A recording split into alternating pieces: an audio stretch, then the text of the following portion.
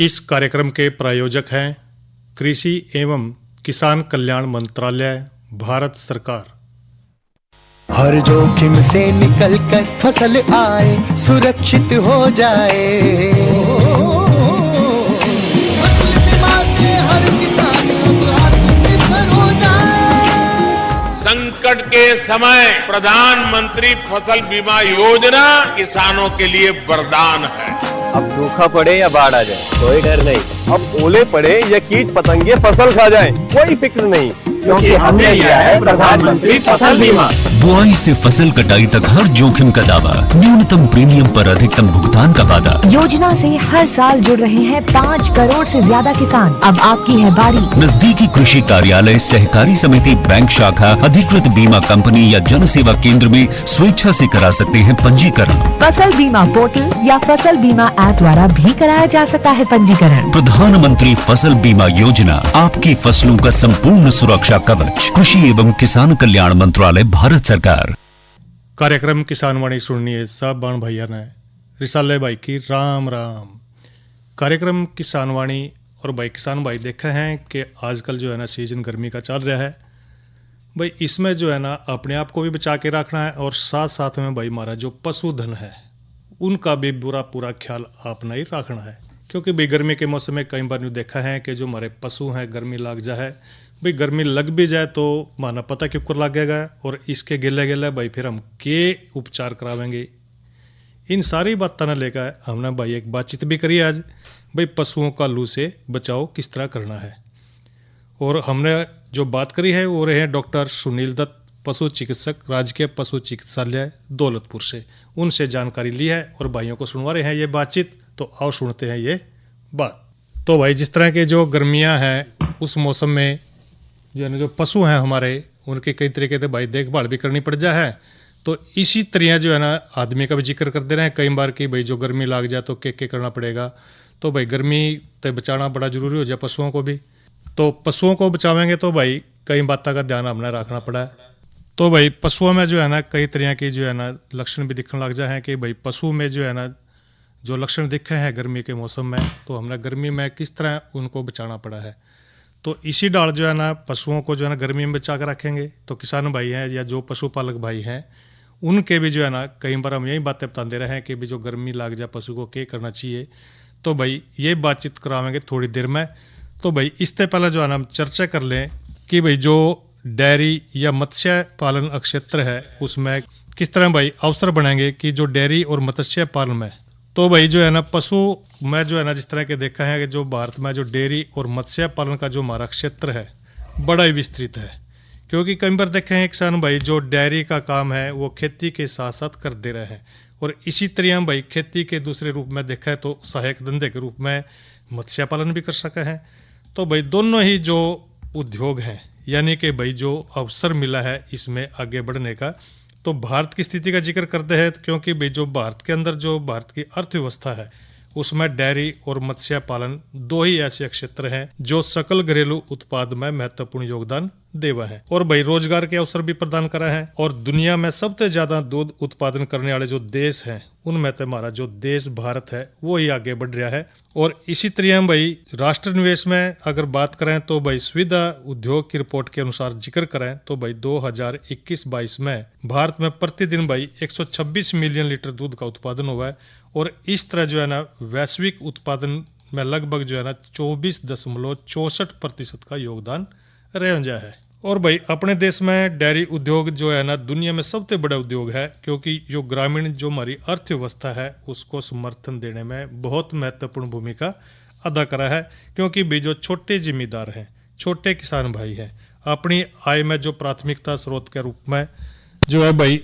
Dairy खेती पर निर्भर रहा है। और शीर्ष दूध उत्पादन देश संयुक्त राज्य अमेरिका का जिक्र कर लें या भाई चीन का जिक्र करें या इसी तरह भाई ब्राजील का जिक्र करें तो भाई जो दूध के क्षेत्र में ये भी अग्रणी देश रहे हैं। और इसी तरह भाई जो ये भी जानकारी दे हैं कई बार भारत में जो दूध उत्पादन है लगभग 58% की जो वृद्धि है भाई वो भी दर्ज करी जा है। और यो भी बताया गया है कि जो डेयरी क्षेत्र है भाई राष्ट्रीय अर्थव्यवस्था में 5% का योगदान देवा है। क्योंकि भाई जो रोजगार के मामले हैं सबसे महत्वपूर्ण क्षेत्र इनमें से ही है, क्योंकि एक क्षेत्र में लगभग 8 करोड़ से ज्यादा किसान सीधे रोजगार पा सका है। और इसी तरह हम भाई ये भी जिक्र कर रहे हैं कि इसके अलावा जो डेयरी क्षेत्र है उसमें जो एग्री बिजनेस है वो भी भाई सबसे ज्यादा इसी क्षेत्र में संभावनाएं बढ़ावा है। और विकास का जिक्र कर दे रहे हैं कई बार, तो भाई उसमें ये चारा उत्पादन है, जैविक खाद्य उत्पादन है और खाद्य प्रसंस्करण जिस तरह के दूसरे उद्योग हैं उनसे जुड़े हुए ये उद्योग है। और इसी में जिस तरह के भाई पनीर का जिक्र कर लें, दही का जिक्र कर लें या और दूसरे उत्पादक है जो दूध से बना है भाई उन्हें, तो भाई जिक्र कर रहे हैं कि जिस तरह के जो भारत में संपन्न जो मत्स्य पालन उद्योग है इसके बारे में भी भाइयों ने जानकारी दे दें, क्योंकि भाई जो मछली का जो तेल है या समुद्री रसायन है और इसी तरह जो और दूसरे मत्स्य उत्पाद हैं सबसे महत्वपूर्ण उत्पादन हुआ है। और भारतीय मत्स्य पालन का जिक्र करें तो भाई 2016-17 में 7% की वार्षिक वृद्धि दर तय बढ़ रहा है। और इसी तरह जो भाई वैश्विक मत्स्य पालन उद्योग में लगभग 8% के अनुमानित योगदान का जिक्र, तो भारत जो है ना दुनिया में सबसे ज़्यादा देखा है तो मछली का तीसरा सबसे बड़ा उत्पादक और भाई दूसरा सबसे बड़ा जल कृषि उत्पादक देश है।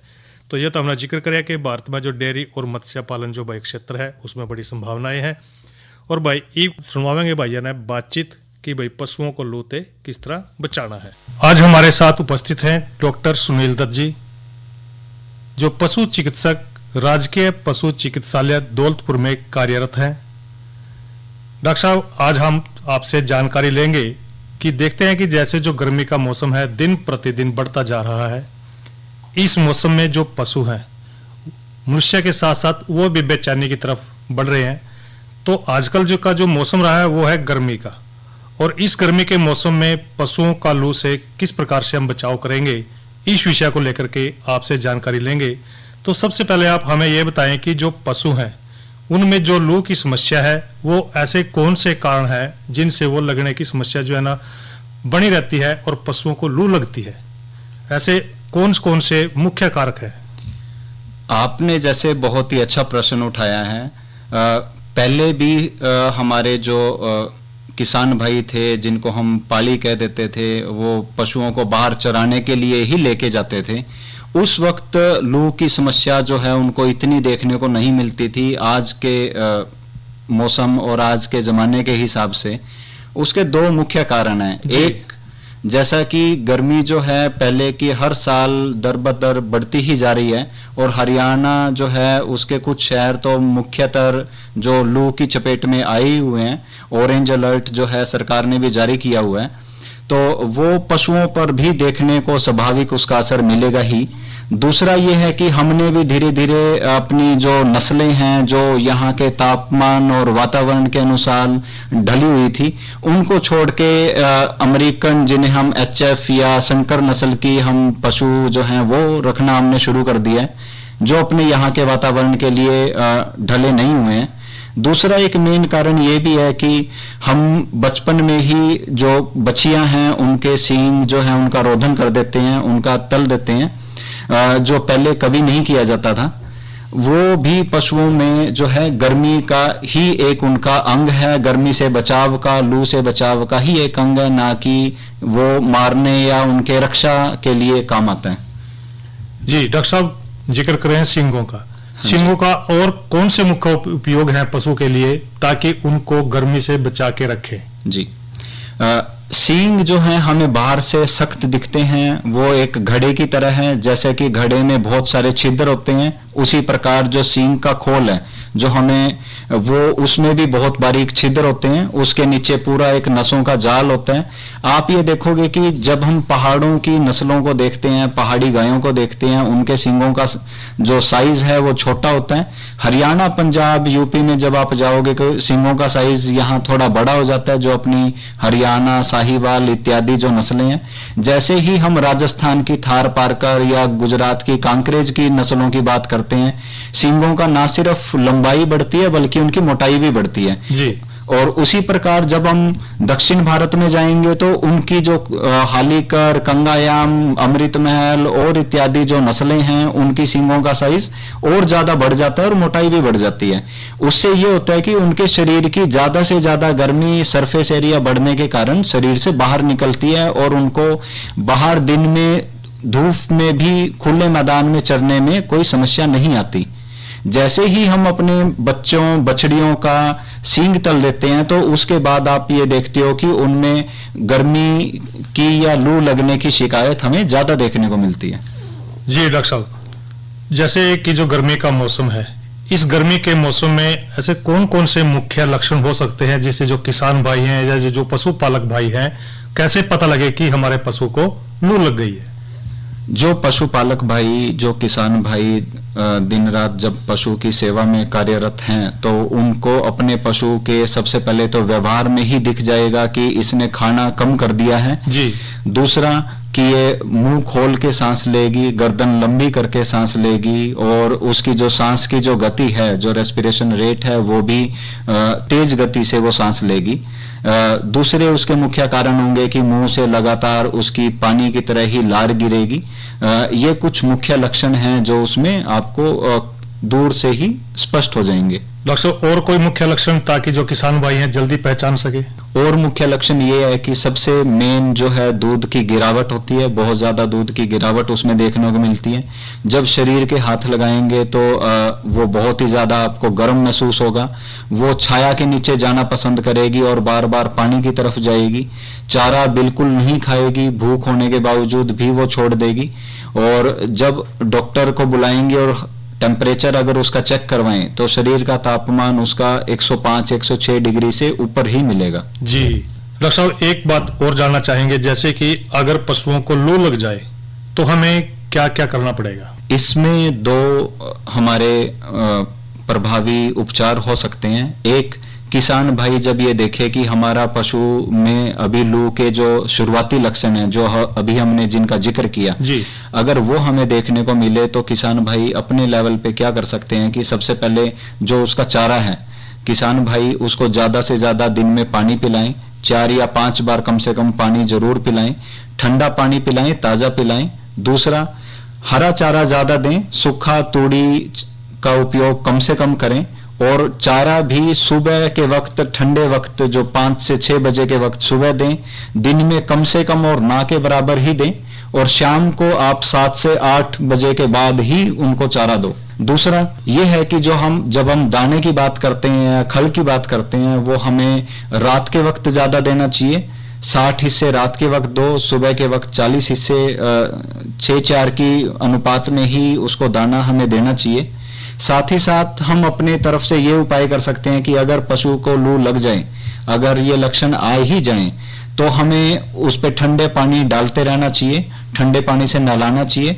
बर्फ से सिकाई नहीं करनी चाहिए, जो पशुपालक भाई ज्यादातर एक गलती करते हैं। उससे क्या होता है कि जो शरीर की बारीक जो खाल की ऊपर जो नसें हैं खून की, तो वो संक्रमित हो जाती हैं, जिससे अंदर का जो हीट है, जो शरीर की गर्मी है, वो बाहर नहीं निकल पाती।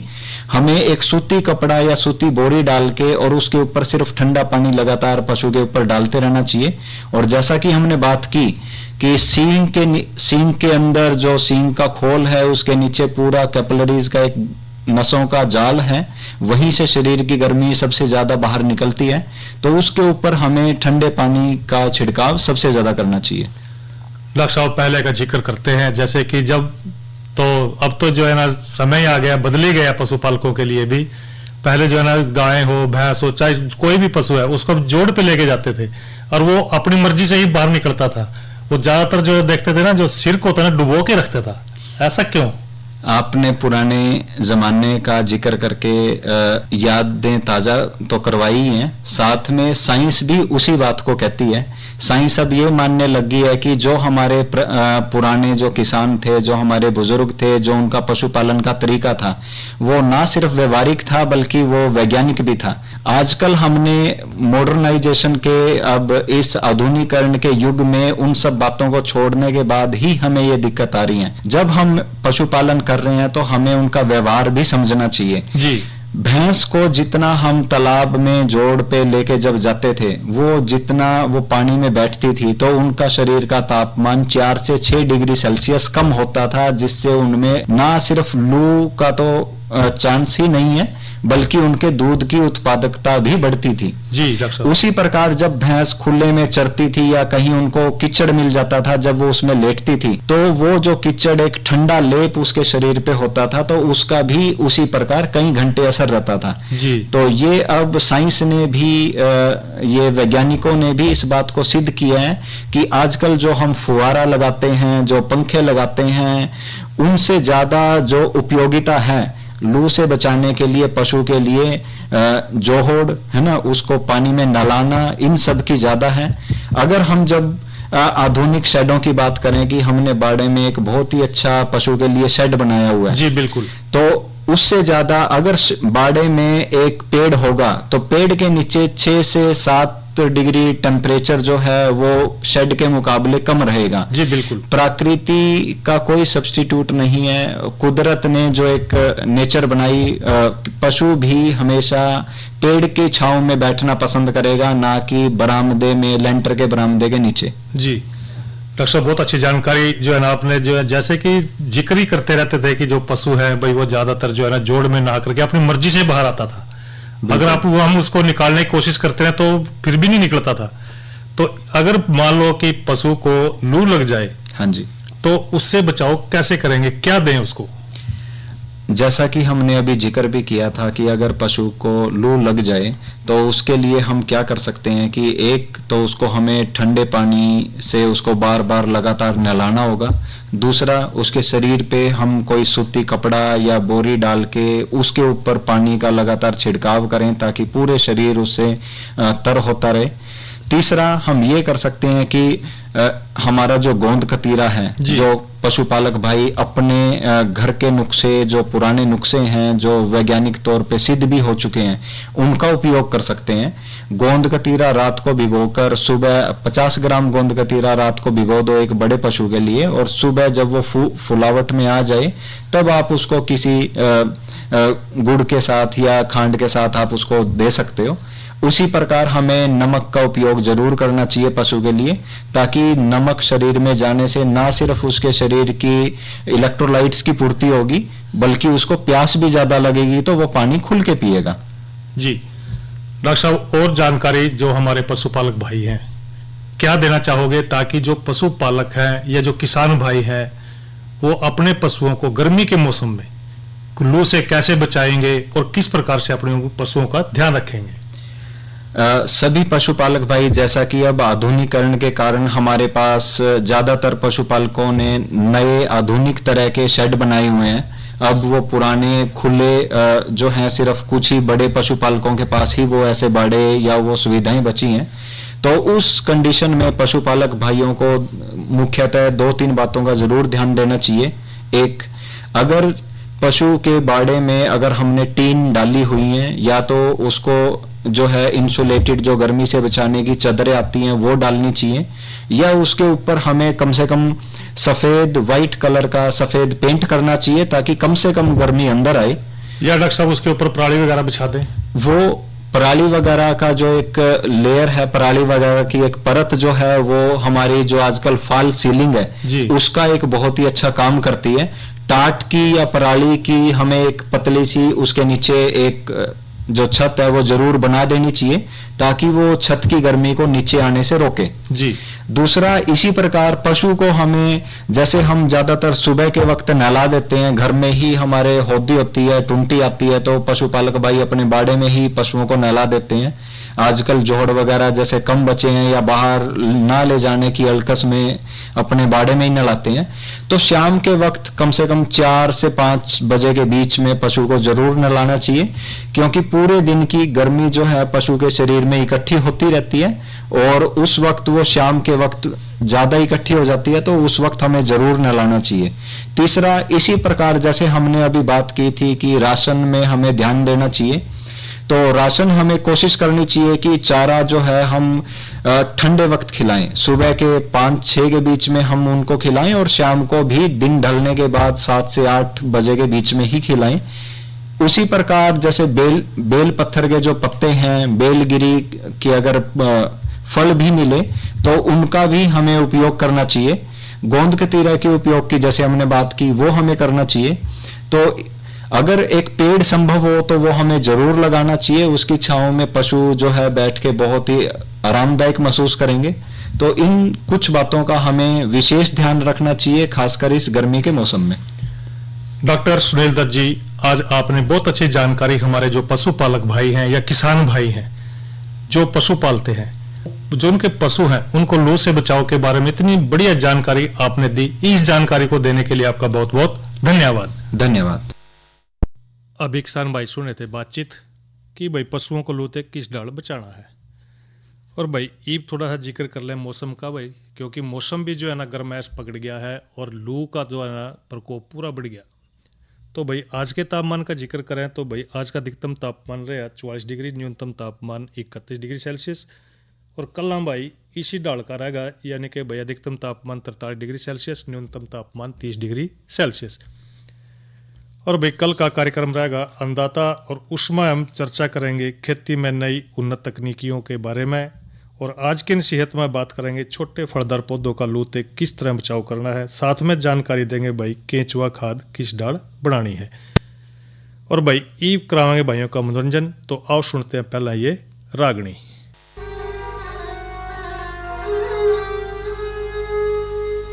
भाई कितनी सोचा तेरा जिसने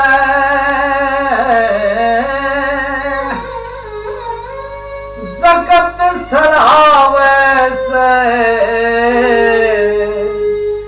तीन रंग का चंदा ये संदेश सुनावे से। कितनी सोचा तेरा जिसने जगत सरावे से, तीन रंग का चंदा ये संदेश सुनावे से।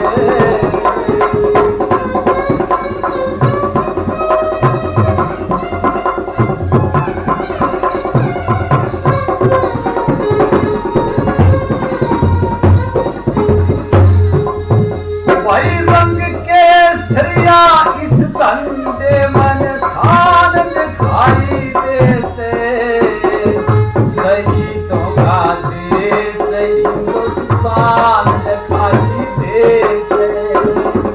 आजादी खातिर उम्र के बलिदान दिखाई देते, तिलक को खिले नेहरू का आदर मान दिखाई देते।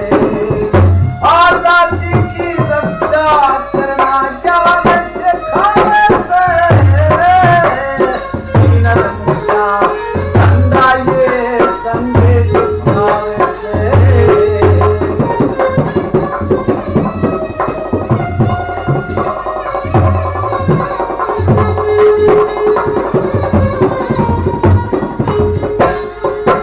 सफेद रंग इस झंडे में करमात न्यारी से, खून पसीने से सींचा हमें फुलवारी से।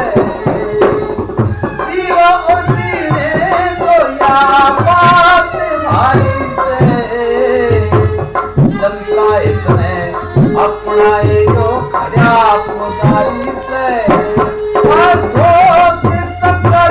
धंधे में इतिहास पुराने से, तीन रंग का झंडा ये संदेश सुनावे से।